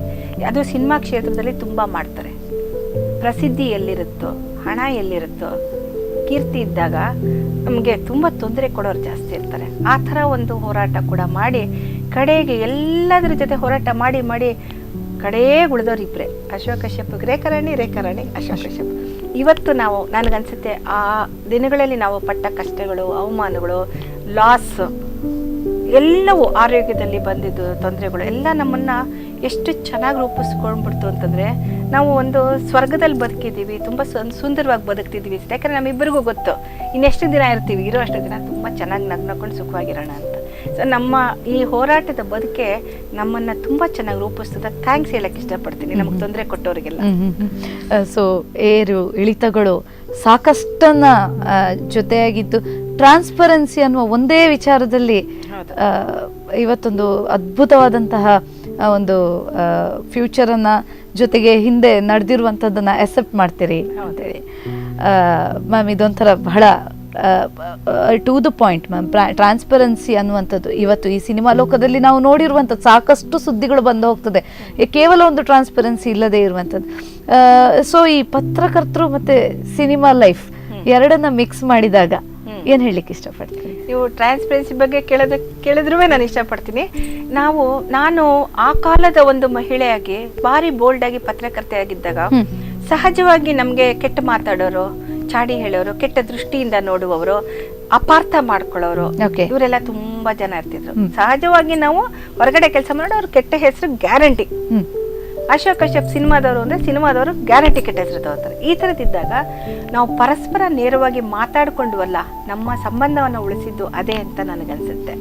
ಇವತ್ತಿಗೂ ಕೂಡ ಮೊದಲನೇ ಸತಿ ಹೇಳಿದಾಗ ಅಶೋಕಿಗೆ ಇಷ್ಟ ಇದ್ರೆ ಬೈಯೋರು, ಎರಡನೇ ಸತಿ, ಮೂರನೇ ಸತಿ ಇವಳು ಬೈದ್ರು ಸತ್ಯನೇ ಹೇಳ್ತಾಳೆ. ಸೊ ಇವಳು ಮಾತನ್ನ ನಾನು ಅರ್ಥ ಮಾಡ್ಕೋಬೇಕು, ಅಕ್ಸೆಪ್ಟ್ ಮಾಡ್ಕೋಬೇಕು ಅನ್ನೋದು ಬಂತು. ಸೊ ಪರಸ್ಪರ ನಾವಿಬ್ರು ಒಬ್ಬನೊಬ್ರು ಅಕ್ಸೆಪ್ಟ್ ಮಾಡ್ಕೊಂಡು ಬದುಕಕ್ಕೆ ನಮ್ಮ ಸಿನಿಮಾ ಕ್ಷೇತ್ರದವರು ನಮಗೆ ಮಿತಿಗಳನ್ನ ಹಾಕೊಳ್ಳೋಕ್ಕೆ ಈ ಟ್ರಾನ್ಸ್ಪರೆನ್ಸಿ ಅನ್ನೋದು ಕಲಿಸ್ತು ಅಂತ ನನಗನ್ಸುತ್ತೆ. ಆ ಮಿತಿಯೇ ಇವತ್ತು ನಮ್ಮನ್ನು ಸುಂದರವಾಗಿ ಬದುಕಕ್ಕೆ ಬಿಟ್ಟಿದೆ. ನಾವು ಮಿತಿ ಮೀರಿದ್ದಿದ್ರೆ ನಾವು ಅವರಲ್ಲಿ ಒಂದಾಗಿ ಅವರ ಕುಚೇಷ್ಟೆಗಳಿಗೆ, ಕುತಂತ್ರಗಳಿಗೆ ಬಲಿಯಾಗಿ ನಮ್ಮ ಲೈಫನ್ನು ಹಾಳು ಮಾಡ್ಕೊಂಡ್ಬಿಡ್ತಿದ್ವಿ. ಇದು ಮಿತಿಗಳನ್ನ ಹಾಕೊಳ್ಳೋದು ತುಂಬ ಮುಖ್ಯ ಅನ್ಸುತ್ತೆ. ಗೆರೆಗಳು ಹಾಕೋಬೇಕು, ನಮ್ದು ಇಷ್ಟೇ ಪ್ರಪಂಚ, ಅವ್ರದ್ದಷ್ಟೇ ಅಂತ. ಓಕೆ, ನಾವಿಬ್ರು ಕರೆಕ್ಟಾಗಿ ಆ ಒಂದು ಮಿತಿಯೊಳಗಿದ್ರೆ ಯಾವುದೇ ಮಾತುಕತೆಗಳು ಪರಸ್ಪರ ಇದ್ದಾಗ ಮೂರನೆಯವರ ಪ್ರವೇಶ ಅಸಾಧ್ಯ ಆಗುತ್ತೆ. ನನ್ನ ಅನಿಸಿಕೆ, ನಾನು ಪ್ರತಿಯೊಬ್ಬರಿಗೂ ಹೇಳೋದು, ದಯವಿಟ್ಟು ಯಾರೋ ಯಾರ ಮೇಲೆ ಹೇಳೋರು ಪಟಪಟ ಅಂತ ಇಬ್ಬರು ಎದುರು ಬದ್ರು ಕೂಡಿಸಿ ಮಾತಾಡ್ಬಿಡಿ. ಅವ್ರು ಹೇಳಿದ ಮೇಲೆ ಕೇಳಿ ಅವ್ರ ಹತ್ರ ಮಾತಾಡಕ್ ಹೋಗ್ಬಿಡಿ. ಚಾಡಿ ಹೇಳ್ದವ್ರು ಅರ್ಧಕ್ಕರ್ಧ ಪ್ರಾಬ್ಲಮ್ ಸಾಲ್ವ್. ಯಾಕೆ ಹೇಳ್ತಾ ಇದ್ದೇನೆ ಅಂತಂದ್ರೆ ಮ್ಯಾಮ್, ಈ ಮನಸ್ವಿನಿ ಮನದಾಳದ ಮಾತಿನ ಈ ಕಾರ್ಯಕ್ರಮದಲ್ಲಿ ಸಾಕಷ್ಟು ಸಾಧಕಿಯರನ್ನ ನಾವು ಮಾತಾಡಿಸಿರುವಂಥದ್ದು. ಈ ಸಂದರ್ಭದಲ್ಲಿ ಸಾಕಷ್ಟು ಈ ಒಂದು ಸವಾಲುಗಳನ್ನ, ಈ ರೀತಿಯಾದಂತಹ ಸವಾಲುಗಳು ಬಹುತೇಕ ಎಲ್ಲರೂ ನೋಡಿರುವಂಥದ್ದು. ಸೊ ಅದಕ್ಕಾಗಿ ಈ ಒಂದು ಪ್ರಶ್ನೆಯನ್ನ ಕೇಳಿದೆ. ಮೇಡಮ್, ಮುಂದೆ ಮಾತನಾಡ್ತಾ, ಈ ಒಂದು ನೀವು ಈ ಒಂದು ಸೆನ್ಸಾರ್ ಬೋರ್ಡ್ ನಲ್ಲಿ ನೀವು ಮೆಂಬರ್ ಆಗಿ ಕೆಲಸ ಮಾಡಿರುವಂತದ್ದು, ಚೇರ್ಪರ್ಸನ್ ಆಗಿ ಶಾರ್ಟ್ ಫಿಲ್ಮ್ ನ ಈ ಒಂದು ಕಮಿಟಿಯಲ್ಲಿ ಕೆಲಸ ಮಾಡಿರುವಂತದ್ದು, ಈ ಅನುಭವಗಳು ಹೇಗಿತ್ತು ಮೇಡಮ್? ಆಕ್ಚುಲಿ ನೀವು ಕೇಳದೇ ಇದ್ರು ನನಗೆ ಸೆನ್ಸಾರ್ ಬಗ್ಗೆ ಹೇಳಕ್ ತುಂಬಾ ಆಸೆ ಇತ್ತು. ಲಕ್ಕಿಲಿ ನೀವು ಕೇಳಿದ್ರಿ. ನೋಡಿ, ನನಗೆ ಸೆನ್ಸಾರ್ಗೆ ಹೋಗುವ ಮುನ್ನ ಸೆನ್ಸಾರ್ ಬೋರ್ಡಲ್ಲಿ ನಾನು ಅಡ್ವೈಸರಿ ಪ್ಯಾನೆಲ್ ಮೆಂಬರ್ ಆಗಿದ್ದೆ. ಆದರೆ ಅದಕ್ಕೆ ಹೋಗುವ ಮುನ್ನ ಪ್ರತಿ ಪತ್ರಕರ್ತರಂತೆ ನಾನು ಕೂಡ ಬಾಯಿಗೆ ಬಂದ ಹಾಗೆ ಸೆನ್ಸಾರ್ ಅವ್ರನ್ನ ಬೈತಿದ್ದೆ. ಯಾರು ಸೆನ್ಸಾರ್ನ ಬೈತಾರೋ ಅವರು ಸೆನ್ಸಾರ್ ಬೋರ್ಡ್ನ CBFCನ ಅರ್ಥ ಮಾಡ್ಕೊಂಡಿಲ್ಲ ಅಂತ ನನಗೆ ಇವಾಗ ಅರ್ಥ ಆಗಿದೆ. ನೋಡಿ, ಸೆನ್ಸಾರ್ ನಿಯಮಾವಳಿಗಳು ತುಂಬಾ ಅದ್ಭುತವಾಗಿ ರೂಪುಗೊಂಡಿದೆ. ಯಾರು ಸಿನಿಮಾ ಮಾಡುವ ನಿರ್ದೇಶಕರು ನಿಯಮಾವಳಿಗಳನ್ನ ಓದುವುದಿಲ್ಲ, ಓದೋದೇ ಇಲ್ಲ. 100% ಬರ್ಕೊಡ್ತೀನಿ. ಕೆಲವು ಬೆರಳೆಣಿಕೆಯಷ್ಟು ಜನ ಮಾತ್ರ ಓದಿರಬಹುದು. ಯಾರು ಸಿನಿಮಾ ನಿಯಮಾವಳಿಗಳನ್ನ ಓದ್ತಾರೋ ಅವರು ಅದ್ಭುತವಾದ ಸಿನಿಮಾ ಆ ಚೌಕಟ್ಟಿನೊಳಗಡೆ ಮಾಡಕ್ಕೆ ಸಾಧ್ಯ ಇದೆ. ಯಾರು ಮಾಡದೆ ಉಲ್ಟಾ ಹೊಡಿತಾರೋ ಅಲ್ಲಿ ಬಂದು ಜಗಳ ಆಡ್ತಾರೆ. ಸೆನ್ಸಾರ್ ಬೋರ್ಡ್ ಅಲ್ಲಿ ತುಂಬಾ ಚೆನ್ನಾಗಿ ಹೇಳಿದ್ದಾರೆ.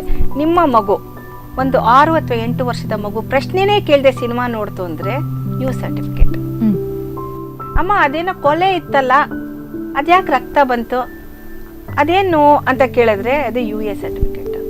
ರೇಪ್ ಅಂದ್ರೆ ಏನು, ಅದು ಆ ಹುಡುಗಿಗೆ ಏನೋ ಮಾಡ್ತಿರಲ್ಲ, ಏನದು, ಅಯ್ಯೋ ಕುತ್ತಿಗೆ ಸಿಕ್ಕಿ ಹಿಂಗೆ ಸಾಯಿಸ್ಬಿಟ್ನಾ, ನನ್ನ ಕೈಲಿ ನೋಡೋಕ್ಕಾಗಲ್ಲಪ್ಪ, ನಂಗೆ ಹಿಂಸೆ ಆಗ್ತಿದೆ ಅಂದ್ರೆ ಎ ಸರ್ಟಿಫಿಕೇಶನ್. ಎಷ್ಟು ಸಿಂಪಲ್ ಆಗಿದೆ. ಇದನ್ನ ನಮ್ಮ ಜನ ಅರ್ಥ ಮಾಡ್ಕೊಳ್ಳಲ್ಲ. ಸಿನಿಮಾ ಮಾಡ್ತಾನೆ ನಮಗೆ ಸೆನ್ಸಾರ್ ಯಾವ ಸರ್ಟಿಫಿಕೇಟ್ ಸಿಗುತ್ತೆ ಗೊತ್ತಿರಬೇಕು. ಅಶೋಕ್ ಅವರು ಧ್ವಜ ಮಾಡ್ಬೇಕಾದ್ರೆ ನಮ್ಮ ನಿಯಮಾವಳಿಗಳನ್ನ ತೆಗೆದು ಓದಿದ್ರು. ಒತ್ತಾನೆ ಹೇಳಿದ್ರು, ಇಲ್ಲಿ ರೇಂಜ್ ಕಡಿಮೆ ಮಾಡ್ಕೊಳ್ಳೋಣ, ಬ್ಲಡ್ ಕಾಣೋದು ಬೇಡ, ಎ ಸರ್ಟಿಫಿಕೇಟ್ ಬರುತ್ತೆ ಬೇಡ, ಅದ್ರ ಬದಲು ಈ ತರ ಶಾರ್ಟ್ಸ್ ತೆಗೋಣ, UA ಬಂದ್ರೆ ಸಾಕು, U ಬಂದ್ರೆ ಸಾಕು ನಮ್ಗೆ. ಆತರ ಅವರೇ ರೂಪಿಸ್ಕೊಂಡ ನಿಯಮಾವಳಿಗಳನ್ನ ಅನ್ವಯಿಸ್ಕೊಂಡಿದ್ರಿಂದ ಏನು ಕಟ್ಟಿಲ್ದೆ ಅವ್ರಿಗೆ ಸೆನ್ಸಾರ್ ಸರ್ಟಿಫಿಕೇಟ್ ಸಿಕ್ತು. ನಾನು ತುಂಬಾ ಜನ ನಿರ್ದೇಶಕರಿಗೆ ಹೇಳೋದು, ಫಸ್ಟ್ ನಿಯಮಾವಳಿಗಳನ್ನ ಓದ್ಕೊಳ್ಳಿ. ಓದಿದ ತಕ್ಷಣ ನಿಮ್ಗೆ ಅನ್ಯಾಯವಾಗಿ ನಿಮ್ಮ ಹಣ ಆಗ್ಲಿ, ಸಮಯ ಆಗ್ಲಿ, ಯಾವುದೂ ವ್ಯರ್ಥ ಆಗಲ್ಲ. ಆ್ಯಕ್ಟ್ ಮಾಡಿಸ್ಬಿಟ್ಟಿರ್ತೀರಾ, ಅಲ್ಲಿ ಕತ್ಕೊಯ್ದುಬಿಟ್ಟಿರ್ತೀರಾ, ತುಂಬ ಚೆನ್ನಾಗಿ ಎಲ್ಲರೂ ಆ್ಯಕ್ಟ್ ಮಾಡಿರ್ತಾರೆ, ಬಟ್ ಅದನ್ನ ತೋರ್ಸೋಕ್ಕಾಗಲ್ಲ. ಇಲ್ಲ, ಪ್ರಾಣಿಗಳು ಬರಬಾರ್ದು ಅಂತ ನಿಯಮಾವಳಿನಲ್ಲಿದೆ. ಯಾವುದೋ ಒಂದು ನಾಯಿ ಕೂತಿದೆ ಅಲ್ಲಿ ಟೆಲಿಫೋನ್ ಬೂತ್ ಹತ್ರ, ನನ್ನ ಮಗು ಕಿಡ್ನಾಪ್ ಆಗ್ಬಿಟ್ಟಿದೆ ಅಂತ ಅವಳು ಫೋನ್ ಮಾಡ್ತಿದ್ದಾಳೆ, ಬಟ್ ನಾಯಿನ ತೋರಿಸಿದ್ರೆ ಅನಿಮಲ್ ಬೋರ್ಡಿಂದ ಪರ್ಮಿಷನ್ ತರಬೇಕು. ರೋಡಲ್ಲಿರೋ ನಾಯಿ ಅದು, ಅವ್ರು ಅಷ್ಟು ಪ್ರಜ್ಞೆ ಇಲ್ಲ ಒಬ್ಬ ಡೈರೆಕ್ಟರ್, ಅದನ್ನ ಸರಿಸ್ಬಿಟ್ಟು ಶಾರ್ಟ್ಸ್ ತೆಗೆದಿದ್ರೆ ಅದನ್ನ ಉಳಿಸ್ಕೋಬೋದಿತ್ತು. ನಾವು ಅದನ್ನ ಕಟ್ ಹೇಳಲೇಬೇಕು, ಯಾಕಂದ್ರೆ ಬೋರ್ಡಿಂದ ಸರ್ಟಿಫಿಕೇಟ್ ತರಕ್ಕೆ ಟೈಮ್ ಇಲ್ಲ, ಅವ್ರು ರಿಲೀಸ್ ಮಾಡ್ತಾ ಇರೋ. ಹೀಗೆ ಇಂಪಾರ್ಟೆಂಟ್ ಸೀನ್ಗಳು ಹೊರಟೋಗುತ್ತೆ. ಅವ್ರಿಗೆ ಗೊತ್ತಿಲ್ಲದೇನೆ ಅವರ ಅರಿವಿನ ಕೊರತೆಯಿಂದ ಅವ್ರ ಸಿನಿಮಾನ ಅವರೇ ಸಾಯಿಸ್ಕೊತಾರೆ. ಸೊ ನನಗೆ ಸೆನ್ಸಾರ್ಗೆ ಹೋದ್ಮೇಲೆ ನನಗೆ ಒಂದು ಹೊಸ ಪ್ರಪಂಚ ಓಪನ್ ಆಯಿತು. ಒಳ್ಳೆಯ ಸಿನಿಮಾಗಳನ್ನ ಒಂದು ಚೌಕಟ್ಟಿನೊಳಗಡೆ ಹೇಗೆ ಮಾಡಬಹುದು ಅನ್ನೋದು ಕೂಡ ನನ್ನ ಅನುಭವಕ್ಕೆ ಬಂತದ್ದು. ಇನ್ನು ಕಿರುಚಿತ್ರಗಳ ಬಗ್ಗೆ ಹೇಳಬೇಕಾದ್ರೆ, ನಾನು ತಮಿಳು ಕಿರುಚಿತ್ರಗಳನ್ನ ತುಂಬ ನೋಡ್ತೇನೆ. ಅಲ್ಲಿ ಸಿನಿಮಾ ನಿರ್ದೇಶಕರಾಗುವವರೆಗೂ ಕಿರುಚಿತ್ರಗಳ ಬೆಳವಣಿಗೆ ಇದೆ. ನಮ್ಮಲ್ಲಿ ಸಿನಿಮಾ ಅಧ್ಯಯನ ತುಂಬ ಕಡಿಮೆ, ಫಿಲ್ಮ್ ಲಿಟ್ರಸಿ ಇಲ್ಲ ನಮ್ಮಲ್ಲಿ. ಅದು ಇದ್ದಿದ್ರೆ ಬಹುಶಃ ಇವತ್ತು ಎಲ್ಲರ ಕೈನಲ್ಲಿ ಮೊಬೈಲ್ ಇದೆ, ಎಲ್ಲರೂ ಕ್ರಿಯೇಟಿವ್ ಆಗಿ ಯೋಚನೆ ಮಾಡ್ತಾರೆ, ಅದ್ಭುತವಾದ ಶಾರ್ಟ್ ಫಿಲ್ಮ್ಸ್ ಎಲ್ಲ ಮಾಡ್ಬೋದಿತ್ತು. ಹಾಗೂ ಅಲ್ಲಿ ನಾವು ಯಾರನ್ನ ನೋಡಿ ಪ್ರೈಸ್ ಕೊಟ್ಟವರೆಲ್ಲ ಚೆನ್ನಾಗೇ ಮಾಡಿದ್ರು, ಆದರೆ ಆ ಸಂಖ್ಯೆ ಕಡಿಮೆ ಇತ್ತು. ಓಕೆ, ಆ ಸೃಜನಾತ್ಮಕತೆ ಅನ್ನುವಂಥದ್ದು ಹೊರಗೆ ತಂದಿರುವಂತಹ ಸಂಖ್ಯೆ ಕಡಿಮೆ ಇತ್ತು. ಇದೆ, ಎಲ್ಲರಲ್ಲೂ ಇದೆ, ಇಲ್ಲ ಅಂತ ಹೇಳಲ್ಲ. ಕ್ಯಾಮ್ರಾ ಹಿಡಿತ, ಮೊಬೈಲ್ ಹಿಡಿದ ತಕ್ಷಣ ಎಲ್ಲರೂ ಅವರೊಬ್ಬ ಡೈರೆಕ್ಟರ್ ಆಗ್ಬಿಡ್ತಾರೆ, ಒಳ್ಳೊಳ್ಳೆ ದೃಶ್ಯಗಳನ್ನ ಹಿಡಿತಾರೆ, ತುಂಬ ಚೆನ್ನಾಗಿ ಮಾಡ್ತಾರೆ. ಆದರೆ ಅದನ್ನ ಒಂದು ಸಿನಿಮೆಯ ಚೌಕಟ್ಟು ಹಾಕಿ ಸಿನಿಮಾ ಥರ ಮಾಡುವ ಒಂದು, ನಾನು ಮಾಡೇ ಬಿಡೋಣ ಇದನ್ನ ಅನ್ನೋ ಒಂದು ಛಲ ನಮ್ಮಲ್ಲಿ ಯಾರಿಗೂ ಇಲ್ಲ. ಅದು ಕಿರುಚಿತ್ರಗಳ ಯಾವಾಗ ಮಾಡೋಕ್ಕೆ ಶುರು ಮಾಡ್ತಾರೆ ಆವಾಗ ಸಿನಿಮಾ ಮಾಡೋಕ್ಕೆ ಆಸೆ ಬರುತ್ತೆ. ಮತ್ತು ಸಣ್ಣ ಸಣ್ಣ ಘಟನೆಗಳನ್ನ ಮೂಲಕ ಅವರು ಜನರನ್ನ ಮನರಂಜಿಸಬಹುದು. ಕಿರುಚಿತ್ರಗಳಿಗೆ ಇವಾಗ ತುಂಬ ಪ್ರಾಮುಖ್ಯತೆ ಕೊಡಬೇಕು ಅಂತ ನನಗನ್ನಿಸ್ತಾ ಇದೆ. ಓಕೆ ಮ್ಯಾಮ್, ನಿಮ್ಮ ಈ ಸೆನ್ಸಾರ್ನ ಒಂದು ಅನುಭವ, ಸೀರಿಯಲ್ಗಳನ್ನ ಎರಡನ್ನ ಒಟ್ಟಿಗೆ ಇಟ್ಟು ನೋಡಿದಾಗ ಏನು ಅನಿಸ್ತದೆ? ಎರಡು ಒಂದು ಬೇರೆ ಬೇರೆ ಅನುಭವಗಳು. ಸೀರಿಯಲ್ಗೆ ಸೆನ್ಸಾರ್ ಅಪ್ಲೈ ಆಗಲ್ಲ ಅಲ್ಲ, ಸಿನಿಮಾಗಳಿಗೆ ಮಾತ್ರ ಸೆನ್ಸಾರ್ ಅಪ್ಲೈ ಆಗೋದು. ನನಗೆ ಕೆಲವು ಸರ್ತಿ ಅನ್ಸುತ್ತೆ ಸೀರಿಯಲ್ ಕೂಡ ಸೆನ್ಸಾರ್ ಅಪ್ಲೈ ಆದರೆ ಚೆನ್ನಾಗಿರುತ್ತೆ ಅಂತ ಅನ್ಸುತ್ತೆ. ಆದರೆ ಅಸಾಧ್ಯ.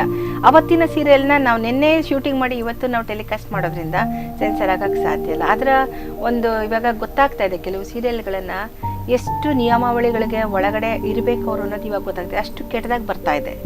ಸೊ ನಮಗೆ ಆ ಒಂದು ಅದ್ಭುತವಾದ ಎಕ್ಸ್ಪೀರಿಯನ್ಸ್ ನಮಗೆ ಸೆನ್ಸಾರ್ ಬೋರ್ಡ್ ಹೋದ್ಮೇಲೆ ಕೊಟ್ಟ ಎಕ್ಸ್ಪೀರಿಯನ್ಸ್ ಇಂದ ನನಗೆ ಇವಾಗ ಅನ್ನಿಸ್ತಿರೋದೇನಂದ್ರೆ, ಧಾರಾವಾಹಿಗಳಿಗೂ ಸೆನ್ಸಾರ್ ಇದ್ರೆ ಚೆನ್ನಾಗಿರ್ತಿತ್ತು. ಅವ್ರು ಮಾತ್ರ ಬಿಟ್ಟು ಸಿನಿಮಾದವ್ರನ್ನ ಮಾತ್ರ ಹಿಡಿತಾರಲ್ಲ ಇವರು ಅಂತ. ಯಾಕೆ ಹೇಳಿದ್ರೆ ಧಾರಾವಾಹಿಯನ್ನು ನೋಡುವ ವರ್ಗ ಬಹಳ ದೊಡ್ಡದು. ಹೌದು, ಅದು ಮನೆಗೆ ಬರ್ತದೆ. ಬಟ್ ಸಿನಿಮಾ ಆದ್ರೆ ನೀವು ಹೊರಗಡೆ ಹೋಗಿ ನೋಡ್ಬೇಕು, ಆ ನಂತರ ನಿಮ್ಮ ಮನೆಗೆ ಬರುವಂತ. ಆದ್ರೆ ಸೆನ್ಸಾರ್ ಮಾಡೋದು ಕಷ್ಟ ಆಗಿದೆ. ಧಾರಾವಾಹಿಗಳನ್ನ ಸೆಲ್ಫ್ ಸೆನ್ಸಾರ್ ಮಾಡ್ಬಿಡ್ಬೇಕು. ಡೈರೆಕ್ಟ್ಗೆ ಪರಿಜ್ಞಾನ ಇರಬೇಕು, ನನ್ನ ಆಡಿಯನ್ಸ್ ಮನೇಲಿ ಕೂತ್ಕೊಂಡು ನೋಡುವ ಮನೆ ಕುಟುಂಬದವರು. ಸೊ ಇಂಥ ದೃಶ್ಯಗಳನ್ನ ನಾನು ಮಾಡಬಾರ್ದು, ಹಾಕಬಾರ್ದು, ಇಂಥ ಕುತಂತ್ರಗಳು ಮನೆ ಹಾಳು ಮಾಡುತ್ತೆ ಅನ್ನೋದು ಒಬ್ಬ ಡೈರೆಕ್ಟರ್ಗೆ ಪರಿಜ್ಞಾನ ಇತ್ತು. ಅವನಿಗೆ ಸೆನ್ಸಾರ್ ಆಫೀಸರ್ ಆಗ್ಬೇಕು. ಇದು ನನ್ನ ಅನಿಸಿಕೆ. ಬಹಳ ಒಂದು ಉತ್ತಮವಾದಂತಹ ಸಂದೇಶ ಕೊಟ್ಟಿರುವಂತದ್ದು ಮ್ಯಾಮ್ ನಿಮ್ಮ ಅನಿಸಿಕೆಯಲ್ಲಿ. ಮತ್ತಷ್ಟು ಮಾತುಕತೆ ಮುಂದುವರಿಸೋಣ ಒಂದು ಚಿಕ್ಕ ಬ್ರೇಕ್ನ ನಂತರ ಮತ್ತೆ ಮನಸ್ವಿನಿ ಮನದಾಳದ ಮಾತಿನ ಕಾರ್ಯಕ್ರಮ ಮುಂದುವರಿಯುತ್ತೆ.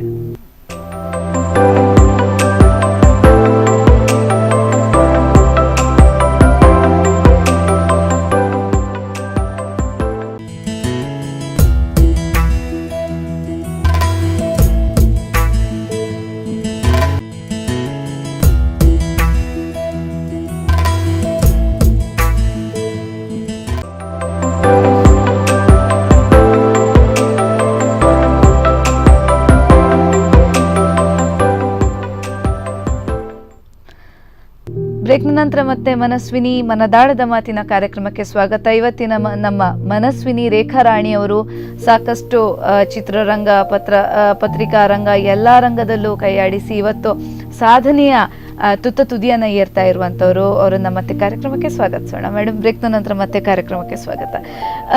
ಈ ಸಿನಿಮಾ ಹೇಗಾಗುತ್ತೆ ಅಂತ ಸಾಧಾರಣ ಎಲ್ರಿಗೂ ಗೊತ್ತು. ಈ ಸೀರಿಯಲ್ ಹೇಗಾಗುತ್ತೆ ಅಂತ ನೀವು ರ್ಯಾಪಿಡ್ ಫೈರ್ ಅಲ್ಲಿ ಹೇಳ್ಬೇಕು.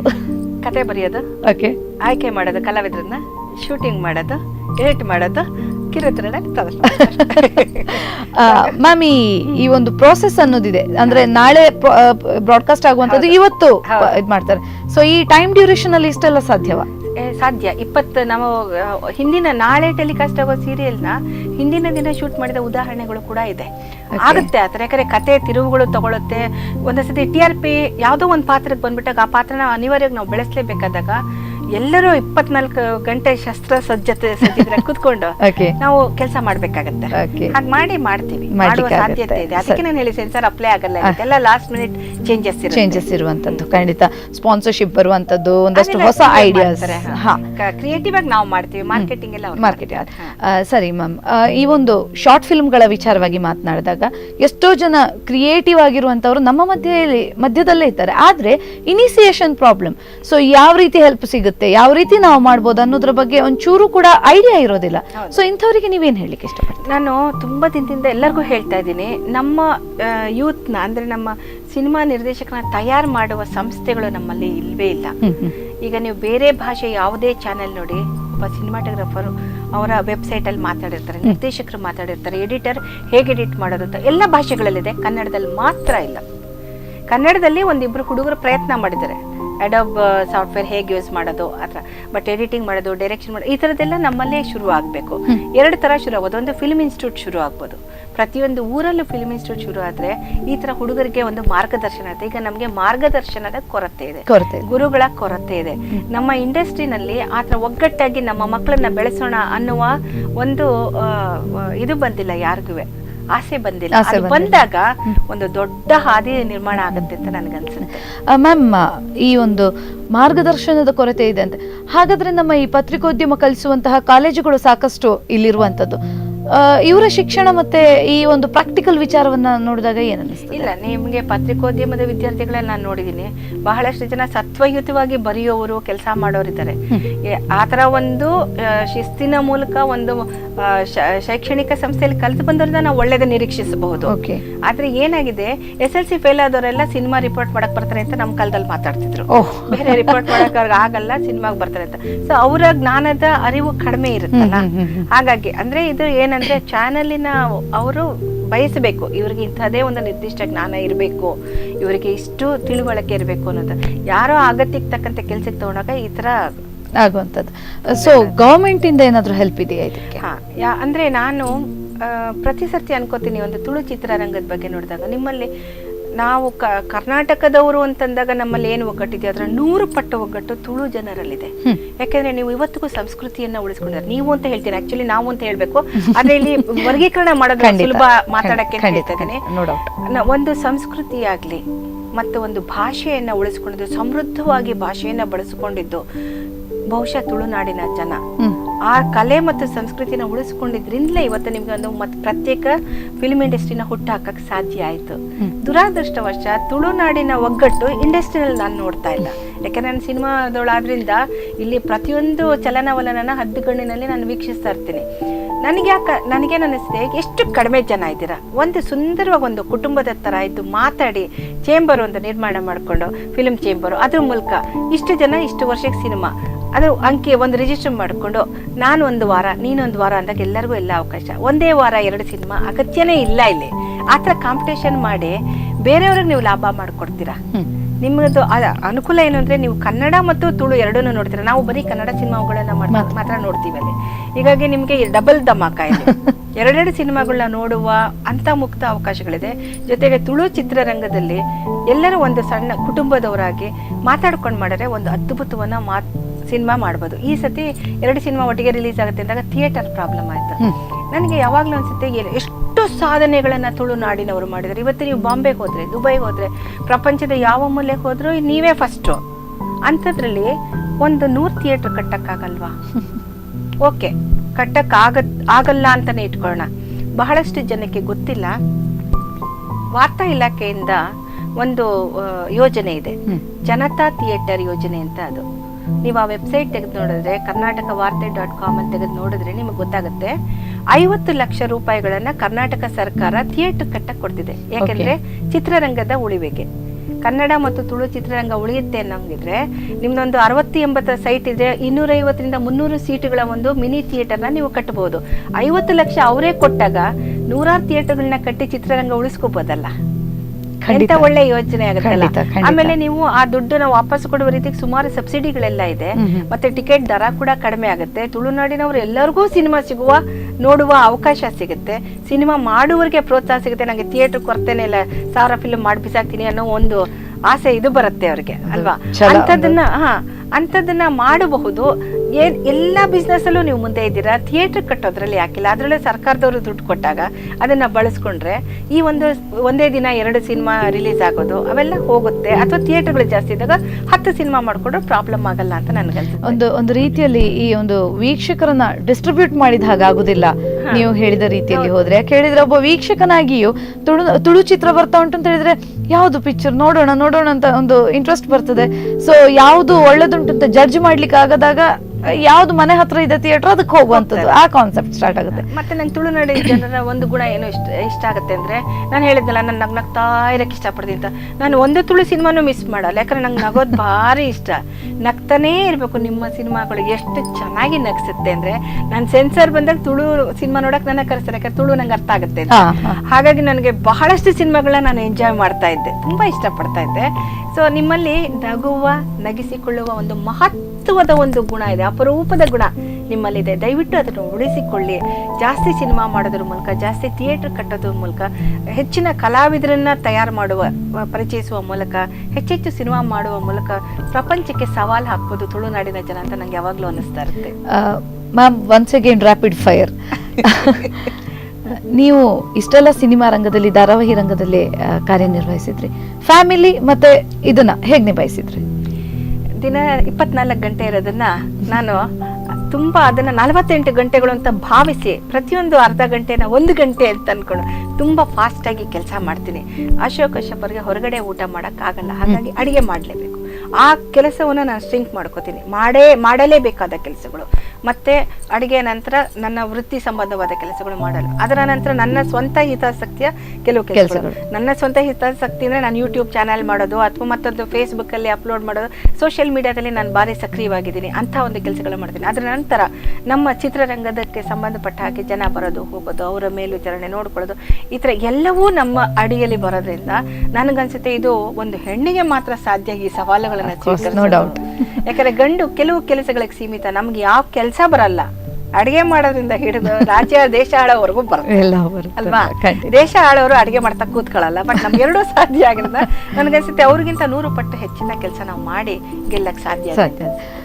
ಮ್ಯಾಮ್, ಕೊನೆಯದಾಗಿ ನಮ್ಮ ಮನಸ್ವಿನಿಯರಿಗೆ ಏನ್ ಹೇಳಲಿಕ್ಕೆ ಇಷ್ಟಪಡ್ತಾರೆ? ನನ್ನ ಜೀವನದ್ದೇ ಒಂದು ಉದಾಹರಣೆ ಕೊಡಂಗಿದ್ರೆ, ತುಂಬಾ ಕಾಂಪಿಟೇಷನ್ ಇದೆ, ಸ್ಪರ್ಧೆ. ಪ್ರತಿಯೊಂದು ಬೆಳಗ್ಗೆ ಎದ್ದ ತಕ್ಷಣ ನಿಮ್ಮ ಅಕೌಂಟಲ್ಲಿ ಶುರು ಆಗುತ್ತೆ. ಮೊದಲನೇ ಸೆಕೆಂಡ್ ಸ್ಪರ್ಧೆ, 2ನೇ ಸೆಕೆಂಡ್, 24 ಗಂಟೆಗಳು ಸ್ಪರ್ಧೆ ಇರುತ್ತೆ. ನಾನು ಹೇಳೋದು, ಸ್ಪರ್ಧೆ ಮಾಡುವವರು 2 ತರ ಇರ್ತಾರೆ. ಒಂದು, ಅವ್ರು ಸ್ಪರ್ಧೆ ಮಾಡ್ತಾರೆ, ಅವ್ರ ಕಾಲು ಮುರಿದ್ಬಿಟ್ಟು ಹೋಗೋಣ ಅಂತ ಹೇಳ್ತಾರೆ, ಅದು ಬೇಡ. ಆ ಕ್ಷಣದ ಗೆಲುವು ಬೇಡ. ನಾವು ಲಾಂಗ್ ಟರ್ಮ್ ಅಲ್ಲಿ ಗೆಲ್ಬೇಕು ಅಂದ್ರೆ, ನಾನು ಓಡ್ತೀನಿ, ನೀನು ಓಡು, ನಿನ್ನನ್ನು ನಾನು ಸೋಲಿಸ್ತೀನಿ, ನಾನು ಗೆಲ್ತೀನಿ ಅನ್ನೋ ಒಂದು ಛಲ ಬರಬೇಕು. ಪ್ರತಿಯೊಂದು ಮಹಿಳೆಗೂ ನಾನು ಹೇಳೋದು, ಎಲ್ಲರೂ ಕಾಲು ಮುರಿದು ನಿಮ್ಮ ಜೊತೆ ಸ್ಪರ್ಧೆಗೆ ಬಂದವ್ರನ್ನ ಕುತಂತ್ರ ಮಾಡಿ ಮೂಲೆ ತಳ್ಳಿಬಿಡಿ, ಅವ್ರ ಜೊತೆ ಓಡಿ. ಆಗ ಗೆಲುವು ನಮ್ಮದಾದ, ಅದು ನಿಜವಾದ ಗೆಲುವು. ಅವರು ಸೋಲನ್ನು ಒಪ್ಕೊತಾರೆ, ಆ ಅಂತಿಮ ಗೆಲುವು ನಮ್ಮದೇ ಆಗುತ್ತೆ. ಅದು ಲಾಂಗ್ ಟರ್ಮ್ ಬರುತ್ತೆ. ಸೊ ಪ್ರತಿ ಕ್ಷಣ ನಾವು ಲಾಂಗ್ ಟರ್ಮ್ ಅಲ್ಲಿ ಅಂತಿಮವಾಗಿ ಗೆಲುವು ಸಾಧಿಸಕ್ಕೆ ಹೋಗೋಣ ಅಂತ ಹೇಳಕ್ ಇಷ್ಟಪಡ್ತೀನಿ. ಬಹಳ ಒಂದು ಇನ್ಸ್ಪಿರೇಷನಲ್ ಮಾತು ಇದಾಗಿತ್ತು ಮ್ಯಾಮ್. ಬಹಳ ಒಂದು ನಿಜಕ್ಕೂ ಎಲ್ಲರನ್ನ ಚೆನ್ನಾಗಿ ನೋಡ್ಕೊಳ್ಳೋಣ, ಎಲ್ಲರೊಟ್ಟಿಗೆ ನಾವು ಸ್ಪರ್ಧೆಯಲ್ಲಿ ಮುನ್ನುಗ್ಗೋಣ ಅಂತ ಹೇಳುವಾಗೆ. ಧನ್ಯವಾದಗಳು ಮ್ಯಾಮ್. ತಾವು ಮನಸ್ವಿನಿ ಕಾರ್ಯಕ್ರಮದಲ್ಲಿ ಬಂದು ಇಷ್ಟೊತ್ತು ನಮ್ಮ ಜೊತೆ ಮಾತನಾಡಿ ಸಾಕಷ್ಟು ವಿಚಾರಗಳ ಬಗ್ಗೆ ನಮ್ಮನ್ನ ಟಚ್ ಮಾಡಿಸಿದ್ರಿ ಅಂತ ಹೇಳ್ತಾ, ಇದು ಮನದಾಳದ ಮಾತುಗಳಾದ್ರಿಂದ ಇಷ್ಟು ಚೆನ್ನಾಗಿತ್ತು ಅಂತ ಅನ್ಸುತ್ತೆ ನಂಗೆ. ಕಾರ್ಯಕ್ರಮದಲ್ಲಿ ಭಾಗವಹಿಸಿದ್ದಕ್ಕಾಗಿ ಧನ್ಯವಾದಗಳು ಮೇಡಮ್. ನೋಡಿದ್ರಲ್ವಾ ವೀಕ್ಷಕರೇ, 24 ಗಂಟೆನ ಯಾವ ರೀತಿ ಡಿವೈಡ್ ಮಾಡ್ಕೊಂಡು ಎಲ್ಲದಕ್ಕೂ ಟೈಮ್ ಕೊಟ್ಕೊಳ್ತಾ ಇವತ್ತು ಸಾಧನೆಯ ಹಿಂದೆ ಓಡ್ತಾ ಇದ್ದಾರೆ ನಮ್ಮ ರೇಖಾ ರಾಣಿ ಮೇಡಮ್ ಅವರು. ನಮಗೊಂದು ಒಳ್ಳೆ ಇನ್ಸ್ಪಿರೇಷನಲ್ ಮಾತನ್ನು ಹೇಳಿದ್ದಾರೆ. ಇದರೊಂದಿಗೆ ಇವತ್ತಿನ ಮನಸ್ವಿನಿ ಕಾರ್ಯಕ್ರಮವನ್ನು ಮುಗಿಸ್ತಾ ಇದ್ದೀನಿ. ಮುಂದಿನ ಮನಸ್ವಿನಿ ಕಾರ್ಯಕ್ರಮದಲ್ಲಿ ಮತ್ತೊಬ್ಬರ ಮನದಾಳದ ಮಾತಿನೊಂದಿಗೆ ನಿಮ್ಮ ಮುಂದೆ ಇರ್ತೀನಿ. ಅಲ್ಲಿಯವರೆಗೆ ನೋಡ್ತಾ ಇರಿ ಸ್ಪಂದನ ನ್ಯೂಸ್.